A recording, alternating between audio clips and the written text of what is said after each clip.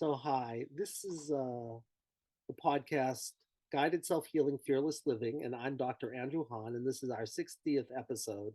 And today I'm really feeling, because I've already had a chance to talk with them, really lucky to have on two people who are running a conference called Healing ALS.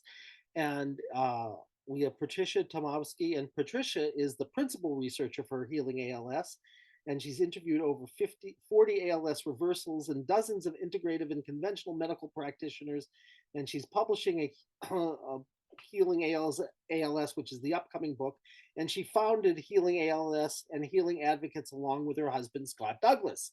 And here is Scott Douglas sitting next to Patricia. And what I can say about Scott is that he's also worked closely with Healing ALS community for over 10 years. And what I really want to say about him, he has a wealth of background in television. And right now, his work includes being the director of Healing ALS, which is an upcoming docuseries, which I think is like really wonderful. So, and we're just meeting each other, and I'm going to ask some questions, and you guys can figure out who's going to answer them, because I have a feeling if you don't know how to work that number by now, in terms of like passing things off to each other, we're going to talk about marriage counseling. But anyway, so tell us, how did you guys get interested in ALS out of everything in the universe? Teach us. Well, this all started with Alzheimer's, actually. Tish, her mother and grandmother had been diagnosed Alzheimer's, dementia, and we said that there's got to be something you can do about this. I know they say it's terminal, and just help them be comfortable as this disease progresses. And we said there must be something we can do. So we went ahead and started with, I took my background, which is, 30 years in journalism. I've done a lot of investigative journalism on health. And I said, let's go where the rubber meets the road. Let's get out, talk to people, interview them, and see what we can find out about this disease. Well, back up a little bit, because before that I said, okay, I'm just going to look up omega-3s, B complex, B12, things that I knew were good for the brain. And let me just look up some vitamins. We'll give them to mom and try to slow things down. Mm-hmm. And then we found all these people online that had reversed Alzheimer's. Like they had dementia. They didn't know their children. They didn't know, they were forgetting everything. And then all of a sudden they got better. So we never heard of that. So that was the pre-story to that. Yes. And then we decided to go visit them, because we said, you know what, we looked at we met a 90, she was 90. 92, I think she was 92 when we met her. Mm-hmm. And when she was 90, we looked at her neurological report, and it was cannot. She couldn't do anything. She couldn't even feed herself. And the court took over her. They said, okay, she had a court-appointed guardian, because the sons couldn't decide who was gonna get their way taking care of mom, so they just appointed her a guardian. And then 6 months later, can. And she deemed herself competent again. Well, actually, the court deemed her back competent. And so she was able to take care of her own finances. She was able to take care of her own ranch and farm that the sons were probably about to take over. And it was amazing. So we knew Alzheimer's was reversible. And so what we did was go ahead and start traveling throughout the country when we find these reversible stories. Is this true? What did they do? We wanted to know all the different modalities of what took place with this individual. Well, before we know it, we started doing that with ALS too, because ALS just kind of came to us. Yeah, every time I did a Google search on Alzheimer's, I kept coming up with this book. It's called Eric is Winning, and he was diagnosed back in 96 or 92, way back a long time ago with ALS, and yet he was still around and doing very well. And so he wrote this book called Eric is Winning. And so finally, I guess he must have had Alzheimer's as a keyword, because I kept finding it. So I finally just bought it one day. And I was looking at what we could do for my mom. And what that book did is it put it in 3 categories, because you all these oxygen therapies, you're looking at what to do, right? Mm-hmm. And he put it in 3 categories, which was positive mental attitude. That's something that's totally overlooked in allopathic medicine. Okay. Mm-hmm. And he did. It was nutrition. Yeah, nutrition and supplements, detox, and PMA, positive mental attitude. Those 3 things, and all of a sudden, all these things that I've been researching could actually fit into one of these 3 buckets. And if you look at nutrition, you're also talking about healing the gut and healing the liver, that kind of thing. But basically, when we talked to other people, and he had all these people that he was in touch with that had reversed ALS. So we're like, wait a minute, that's really interesting. So we found people that reversed Alzheimer's and ALS, and we kind of just went across the country and filmed a whole bunch of them. We went from Nova Scotia to British Columbia, when we went twice back and forth across the United States, down to Texas, Florida, coast to coast. We zigzagged all through, doing the door knocks, talking, because my background, we have to go there, see, look, feel, get the evidence firsthand, interview, back to the basic things. And that's what was on my mind, to make sure that we knew firsthand that this was what was happening, because you don't hear this or see this anywhere else. Not in media, not in, I mean, it was still considered terminal. So we did find out why it's not on the news, that all these people have reversed these chronic diseases. It's because Big Pharma, you know, all these news stations, the media has like 25% of their revenues are coming from Big Pharma, at least. So they're never going to tell you about anything that doesn't involve drugs. And none of this involved drugs about people reversing. So we have about 170,000 views on a reversing Alzheimer's YouTube video. It's like how to reverse Alzheimer's in an hour. So we kind of took that and made like formed a nutshell. Yeah, just in a nutshell, it's how to do it in an hour. And when we did a presentation in Florida, and we just summarized everything that we had learned when we were on our trip. And then we've also been doing this essentially for ALS. Yes. We have now like 40 ALS reversals. So we were guided, basically, forget Alzheimer's, do ALS. And I know that's crazy, but sharpagain.org is, we helped found them, and they are doing holistic healing for Alzheimer's. But I can tell you there's a reason why we're doing ALS. And ALS, we just kept, you know, you get hit by in the head enough times, and you just work. So pretty much from 2014-15, we pretty much stayed since 2015, we've been just doing ALS, no Alzheimer's at all. But what's happened in between is we have found probably well over 100 people that have really reversed ALS. We're talking gaining in functionality, not just sitting there, or progression. Now, there's categories we put them in. There's long-term survivors. There are those that are actually gaining in functionality. Those are ALS reversals in progress. And then we have ALS reversals that are out hiking the mountains of Utah with me. And it's like, wow, they are back. And so we've come across those in our travels for sure. So we've had people with like 2 fingers of movement, and they're completely back. And with these same principles, nutrition, detoxification, and there's a little more. I would say emotional healing is a big one. Healing anything suppressed, suppressed traumas, you got to take care of them. Exactly what you're familiar with. Forgiveness. If you haven't forgiven anybody and everything, forget it. You're holding on to things. You're going to hold on to your disease too. It's just one of those things. So funny how that happens, but other people, like I look at healing, like I look at Mark Manchester, he was on a tracheostomy and a feeding tube. But this guy had the best attitude. Let me tell you, he was diagnosed in 2011, and he did a podcast. We have on Sundays, we have webinars. So he came to a webinar, and his presentation was how to have fun when you can't move, eat, breathe, or speak. When you're I want this webinar. I want to hear this. Yes. Yeah. He's amazing. And they would go to football games. Like one time at a football game, they go to concerts, football games, but at the football game, there's a touchdown going on. And of course, he's dependent on mechanical ventilation. So he's got a tracheostomy, and he's got his backup machine. So anyways, all of a sudden, everybody's looking at the touchdown. Everybody's cheering the touchdown, everything. I think it was his wife, Lisa, that happened to glance over and look at him, and he was like blue in the face, 0 oxygen. The machine had stopped. It ran out of power. And so they had to hurry up, switch, get the backup machine on, all of that and everything. It's like, wow, his story is amazing. Yeah, but now he walks a mile on the beach. Yes. Amazing.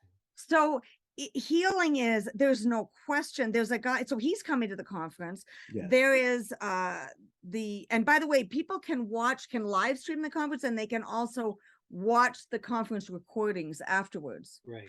So anyway, he's going to be speaking. Yes. Kim Cherry is going to be speaking. He Oh, did we're ozone going to- therapy to help him detox. That's right. He was, worked right. His office was right above a welding area. So remember, it's part mental and emotional and part physical. So when you get poisoned, people get mold poisoned. Sure. They get heavy metal poisoning from their fillings. This is a silver fillings. multifactorial disease. Yeah, There's so many different ways that people end up with ALS. Yeah. And we're going to have at least 10 ALS reversals telling their story at this conference. Like walking around. I don't know anywhere else in the world you're going to get that many folks who reversed ALS telling their story. Well, my sense actually is, you can tell me if this is wrong, but I mean, I've talked to you briefly what my sense is about trauma and how that plays out in all kinds of different ways. But the other side of my life is I ended up with a really extraordinary orthomolecular doctor who, I mean, I assume you guys know orthomolecular medicine. Is that true? Yeah.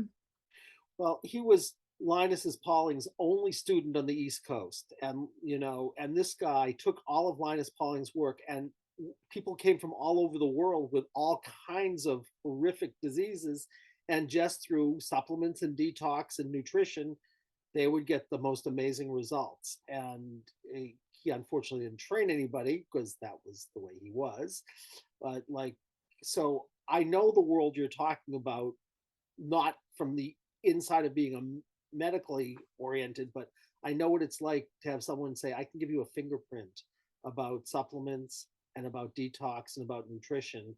And I know how to heal trauma. And I actually think I think what you say is true about everything, not even just ALS. It's, and those three things, that there's some kind of physical trauma, and which is what you're talking about when you're talking about, being poisoned, right? Mm-hmm. And then there's something about how can you most make your system, how can you be in relationship with it so that it can be exactly like you're saying, I'm going to care for my body like it really is a temple, by giving it exactly what it wants. And then how can I take care of what I would say is sort of like psycho-spiritual trauma? And what you're saying to me just makes me want to cry. I mean, and it makes me want to come, Yeah. I totally understand. And it's amazing up here. And I want to say it's more up here than it is physically here. At least 60% here, maybe 40% the rest of all the other physical diet and supplements. But this is so important because there are those who have gained in functionality. They have gotten better and then said, whoa, wait a minute. I can't get better. I don't want to get better because I have ALS. This is what has defined me. You know what I mean? And that breaks my heart because it's that sort of area to where this is my comfort zone. I'm complacent here. It's that complacency that I want to be in because I'm scared to branch out now. Do I have to now go back and get a job? Do I now have to face the world the way I used to? Those things are very important when you start healing. But the physical part is also very, very important. We have people that are in mold. 50% of Americans actually live in mold houses with mold. Yeah, mold is a big It's one. crazy. So mold is huge. If you have a neurodegenerative disease and you're living in a moldy house, how on earth are you going to heal? The other thing was McFinn. He was down to 2 years movement. He was full of, now granted, he actually finally kind of cleared his pathways through energy healing. Oh, yes. But he also, his B12 was down to 200, which his regular doctor said, oh, 211, you're in the normal range. Then he went to a holistic doctor and he said, no, if you want to actually regrow nerve cells and neurons, you better be in the 800 or 900 range on your B12. There's a difference between optimal and quote unquote in range. And visualize him. He can only move 2 fingers to move his electric wheelchair. That was it. And now he is back hiking now. It is amazing. I really do have a question for you guys, because you're talking about the 3 things that I think affect everything. And you're certainly saying it affects ALS, which is, you have to detox, you have to really give your body what it needs, and you have to heal whatever trauma so that you can just be in a whole different relationship with whatever this is. Do you have a sense of why, in your experience, sometimes that plays out in ALS and sometimes it would play out in something else? Do you have a sense of I what think it's that is? genetic. I think, like my family is It- very sensitive to Alzheimer's. So I started it- having Alzheimer's symptoms in my it's 40s. So I think it's genetics. I think if other families, it's like cancer. So if my family doesn't have a huge amount of cancer, but we have neurodegenerative disease instead. So, so it might be somebody else's disease, somebody else's family, that's those same toxins are going to contribute and they're going to end up with cancer. Somebody else is going to end up with diabetes. Somebody, a that. lot of So I times think there's a genetic component. there's a Also, mental genetic component too, because you could be carrying past traumas from something that's generational in that family. well, stress also, like stress depletes magnesium. So almost all disease, Harvard did a study, like 95% of diseases are brought upon by stress. Yes. Well, stress, by the way, it depletes your magnesium, it depletes your vitamin C, it depletes cortisol levels the minerals in your body. And also, if you think about this, in a stressful state, how is your body going to absorb nutrients? And how are your cells going to detoxify? Yeah, you have to learn how to be in a whole different relationship with stress. Yeah, I believe so. In order to heal, it's really all three. And you've got to also, we have 7 times the number of airline pilots. All right, so if you are in the military, because the military get a lot of vaccines and they're exposed to a lot of toxins. Sure. So you have, I think, 5 times more likely if you're in the military to get ALS than the regular population. But within the military, if you're a pilot, yes, you've got like another 7 times on top of that.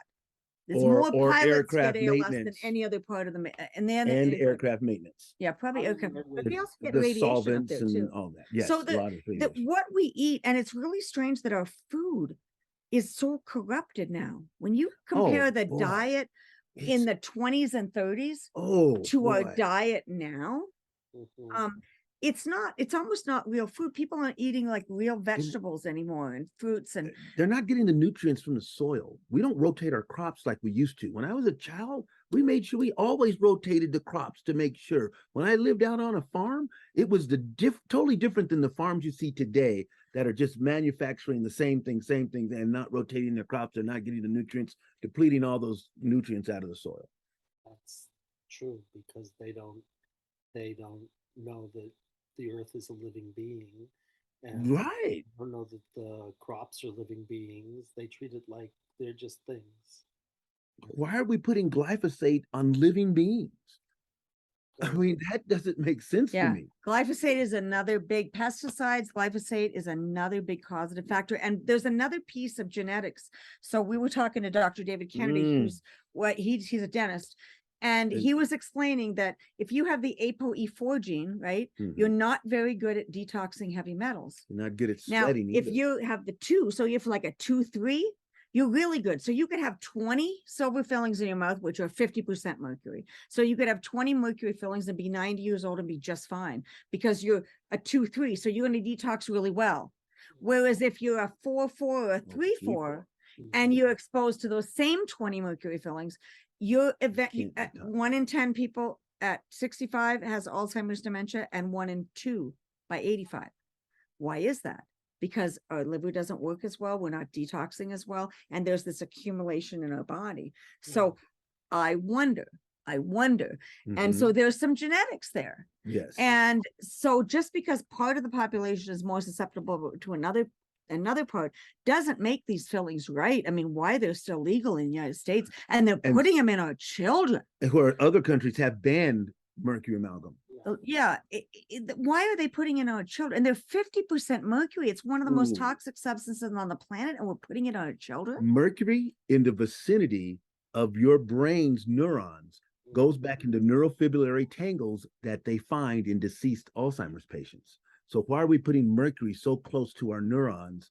So, I mean, it doesn't make sense. Right, it doesn't make sense. So if you want to know the secret of how people heal, they do like 50 things. Like, honestly, they're taking a bunch of supplements. They're doing different detox protocols. They're researching what they're doing. They're doing a lot of things for their minds, for stress, for healing emotional trauma, for being positive. So it's kind of like, you might only be able to do 20 at a time, but the fact is you slowly but surely, and they slowly but surely heal. It's kind of, it's except for the people, there's one exception to that rule. What's that? Prayer. Oh, this was the curveball. Prayer. The curveball that came into us as we were doing our research. And we were out and about. We've actually come across those who have actually healed, and they healed during prayer service. They healed with everyone laying hands on them and praying for them, and they were actually regained their atrophy back. And some of them did it slowly, and some of them did it quick. One of the people coming to the conference, he was healed in 2 minutes. And so we were saying at first, no. We were saying that this is not, we were putting like, no, this can't be, they must be doing something else. We were kind of dismissing it, right? Until we started coming across so many more, and we could not miss those points. So the first 16 ALS reversals we ran into, 4 of them were through prayer. And I'm like, okay, well, we can't throw away 25% of the data points. Exactly. That was 25% of our data. You thought it was crazy. You said it may be crazy, but I have to look into it. So I have a lot of respect for that. Yeah. So we have to. I mean, you have to look at prayer.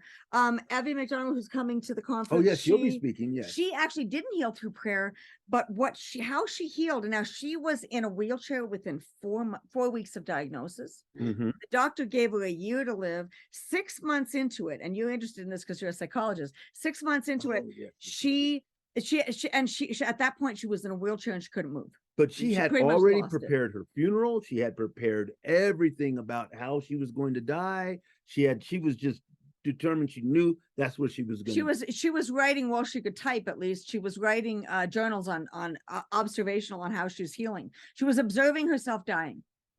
And then one day there was a switch at 6 months. Some friends took her out and she looked at a beautiful sunset and she says, why am I spending all my time dying instead of living? But she was reluctant. She was angry at them getting her out of that. She would lock herself in the room and she was angry. She wouldn't see anybody. She didn't want to see anybody. I'm going to die. This is the way it is. And they took her out to a sunset. Just outside of Tucson, Arizona. I think it was a mountain up on the top of the mountain. And she watched and saw this beautiful sunset. They laid out food and a picnic for her and everything. And she realized, what am I doing? Life still can be good. Just like Mark Manchester, how to have fun when you can't even move. Right? Movie. So she decided, okay, the doctor had given her 6 months, and she was a nurse. She believed the doctor. And she says, okay, what am I going to do with the last 6 months of my life? I'm going to make it the best 6 months. And she did a lot of self-examination. She realized that she was holding grudges. She realized that she did favors for people with expectation of reciprocity. So she had said, I'm going to give without any expectation. I'm going to start giving. So she was still able to talk. So I guess she was able to move her fingers enough to dial a phone. So she would make phone calls for this nonprofit because she said, look, I want to give and expect nothing back. But I want to forgive and expect nothing back. The key on all this, she learned to love herself. She knew all this time she was not loving herself. She was not forgiving herself. She learned to love herself. And there was a big switch there when she did that. She looked at herself in the mirror and she just, what am I doing? What am I doing? I have to love myself. So it's tough. It's tough. But anyway, I thought it was really interesting. The forgiveness. She just totally, it took her months though to forgive. It wasn't quick. Wow. But what happened was at the end of the 6 months, she didn't die. And then she started getting better. Just from working with her mind. Yes. So she had a good diet. She was taking vitamins. She got her fillings out. So I don't want to say she didn't do anything on the physical level, but she did. Years ago, before the good quote unquote diets were out there. So this was back in the 80s. Yeah, this is early 80s. And so it was mostly mental, not mostly physical. So, but other people, it's been mostly, they've gotten mold detox, they've done heavy metal detox, and they have slowly but surely healed. We had one of the. I'd say out of all of our reversals, the mental still played probably the most important part. It changed their outlook on life. Well, look at it this way. I can tell you why that might be so. Because the mental is ultimately about a kind of vibrational energy. It's not about matter, right? Yeah. And no matter what you do in your bodies, if you think about it for a second, even if you're doing something exquisite, you're still working in the world of matter. And you know by definition that the vibrations, higher vibrations, you know, if we believe Einstein is a meeting place, you say E equals mc squared, right? So you know that if you can do something vibrationally, theoretically, it's going to be a more powerful, potentially, intervention than working on the same level. Except for the fact that the same level, if you can raise the vibration of the same level a lot, right? Because if you're eating really healthy stuff as opposed to really unhealthy stuff, it's still the world of matter, but it's like a much higher octave of matter, right? But theoretically, which I have found, if you could do something enough to bring dense energy back into its pure form, which from my point of view is about self-acceptance, or it's the kind of things you guys are talking about. If you can find all the things you haven't accepted and you can find a way to be in a different relationship with them, I also have seen miracles just from doing that, which I get to see all the time, which is going to make me cry. So, and I think, what you guys have done is you've taken and you made it into a trinity and you said, look, there are three things that are going on here. And we don't have to, say anything is better than anything else. I mean, like, why not do everything? You have to do Yes, everything. And the everything. reality is Be all of open. these Open supplements up. that you're taking don't work if your mind is in a state of stress, because the Right. body can't absorb the nutrients and the body can't detox. So you could be on all these programs, they're Right. not going to work really well. But once you are in this parasympathetic state, Mhm. then all of a sudden people can work. And energy blocks, I know Dr. Cowden's going to talk about energy blocks during the conference. Yes. We have some really top doctors talking. Even Mhm. the gut is your second brain. So if you're under a state of stress, where do you feel it? In your gut. How can you heal your gut? And the If reason, you're worried, if you're anxious, if you're yes, but a lot of folks say, well, that's just woo-woo. That's just, you have to approach it with an open mind. And the reason why, because those that have healed, it has usually been the least thing that they expected that triggered that healing.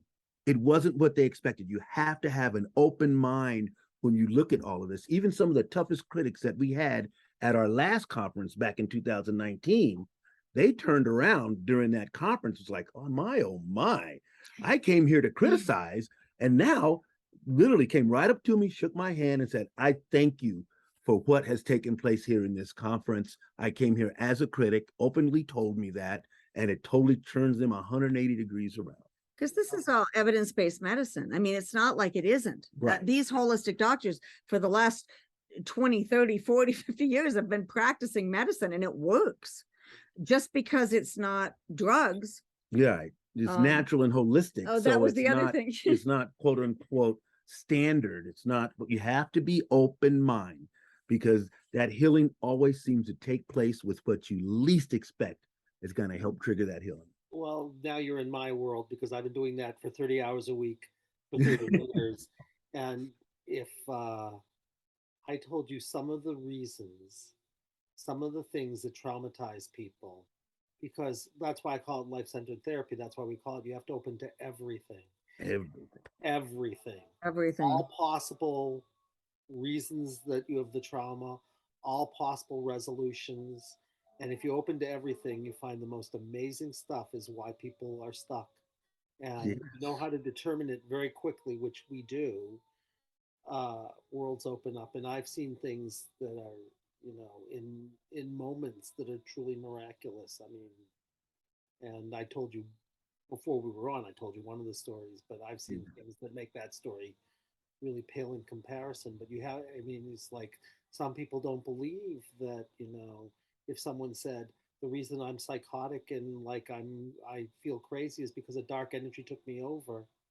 Well, if you say they're crazy and you put them on Thorazine, they'll never tell anybody else and they'll stay crazy until They'll Yeah, stay crazy and they'll yeah. lock them up in an institution. And, I found out that was what happened to somebody who'd been hospitalized over and over and over again with what's called multiple personality dissociative identity with psychotic features. And we found out, even though she had the worst history you could ever imagine, that she said, I know exactly when this happened. It was when I was 8 years old and a dark energy took me over, when I was in a fire and brimstone sermon that my father was preaching. And he Oh, transformed that energy. And I will tell you, that woman who was hospitalized over and over and over again never was hospitalized again. And I know that because wow. we walked into the same doctor's office almost 30 years later. And she said, because we had moved apart from each other. And I knew she had been hospitalized while I was seeing her, but I didn't know what happened to her. And she said, never again. How'd you get rid of the dark entity? You want to know how? I'll tell you. So what I do is I have her go back and I find that little girl by the body sensation. So I told you this, okay? So she's there, and it says she knew how to get rid of this energy. And she said, I have to do a dance. And this woman was 1/16th Native American, and believe me, she knows this woman does not dance. I will tell you that for sure. And she starts doing this amazing dance. This is the one session. If I had one session, I wish I had on videotape. I wish I had it. Oh. She starts doing this intricate dance, like, and it's clearly Native American. She's 1/16th Native American, and she had just gotten interested in this stuff. She says, I'm supposed to do this dance, and she's going to this beat that you can tell is kind of a Native American beat, and she's doing like these like intricate circles around a circle, right? She does it for about a minute. She looks up at me as if to say, what am I doing? Because she's being danced. She does it for another minute. And if you're attuned to these things, you can feel the room kind of shake a little bit and it gets lighter. And she said, I'm done. And she was never hospitalized again. Wow. So she knew how to get rid of her own dark energy. She just didn't know she had knew, but it said she knew, and she tuned in and she said, I'm supposed to do this dance. And she didn't know that. It came from wherever it came from. That Exactly. Wow. she was danced.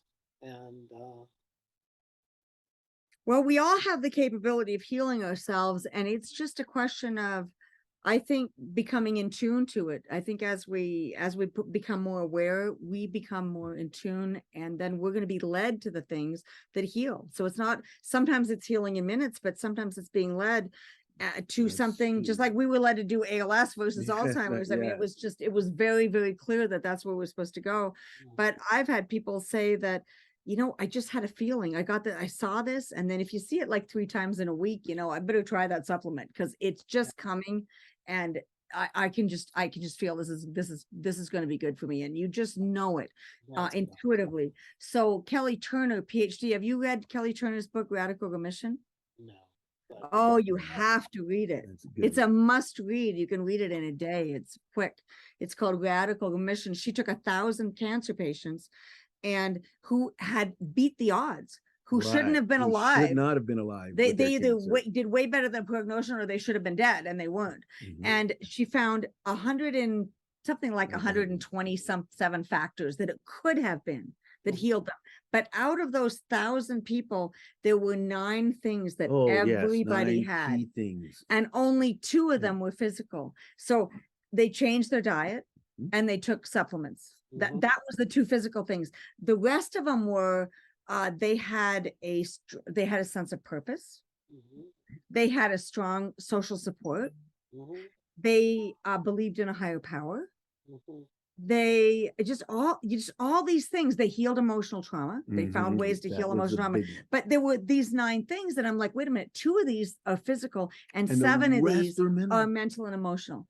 So you're just like, wow. I mean, that just proves it. And here she is, a PhD and doing all this data analysis. She has another one, a second book is called Radical Hope. And then she took it beyond cancer. We actually gave her the ALS patient that she interviewed, said she asked us for an ALS patient, and we gave her a few to talk to. And the one that's in her book is one we referred to her. But it's amazing. It's incredible that this is part of healing. So healing the body, healing the spirit, healing the mind, it's all important. Well, this has been wonderful. I'm going to have to wrap up soon. I wish I did not have to wrap up soon, but I do. so I feel bad about that. But tell us about your conference. Tell people the best way to reach you, and like if people want to support you, which I would love to do personally, how we can best support you because you're doing, lovely work. So teach us. Go right ahead. So Yes. healingalsconference.org is going to have the information about the conference. So while the conference is going and getting that, but if after the conference is over, we pretty much go back to healingals.org. We do Sunday webinars every Sunday. There's a donate button. So absolutely anyone can donate. It's great. We always appreciate donations because we provide what we're doing on Sundays is we provide it for free. Yes. So sometimes we'll have 100, 200, 300, 400 people on our Sunday webinars. All ALS families we've had 25 different countries. Yes. And we have a different speaker every Sunday.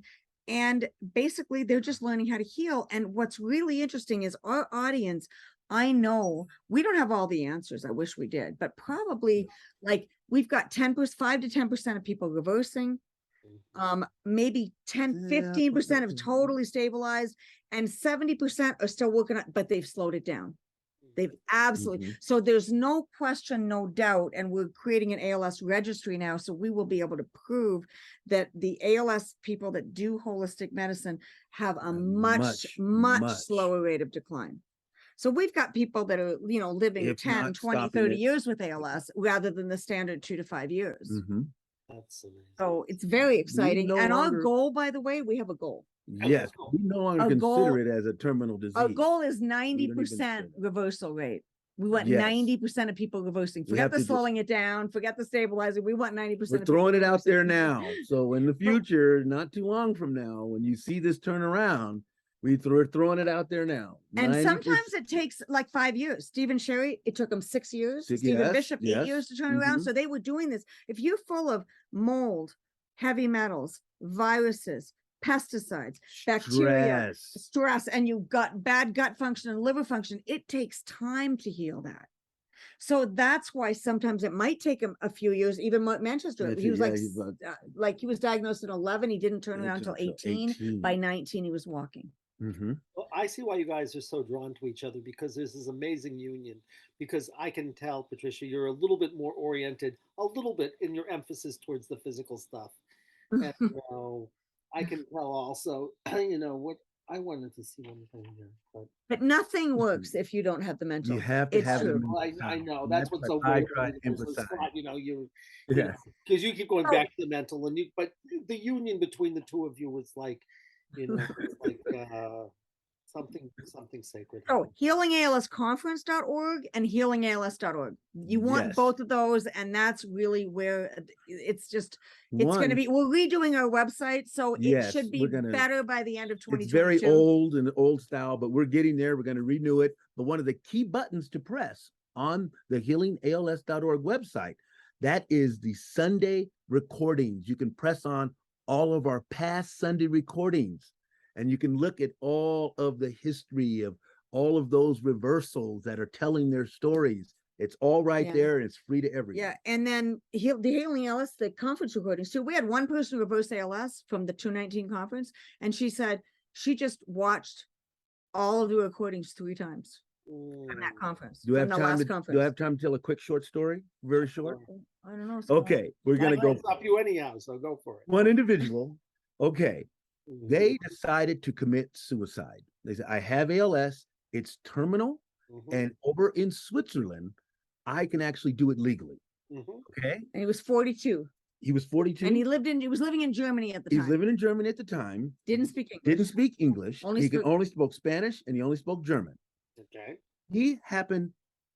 His wife said, "No, you're not going over there to commit suicide." Yeah, he said, "This is the problem. You can't move. I'm not going to drive you.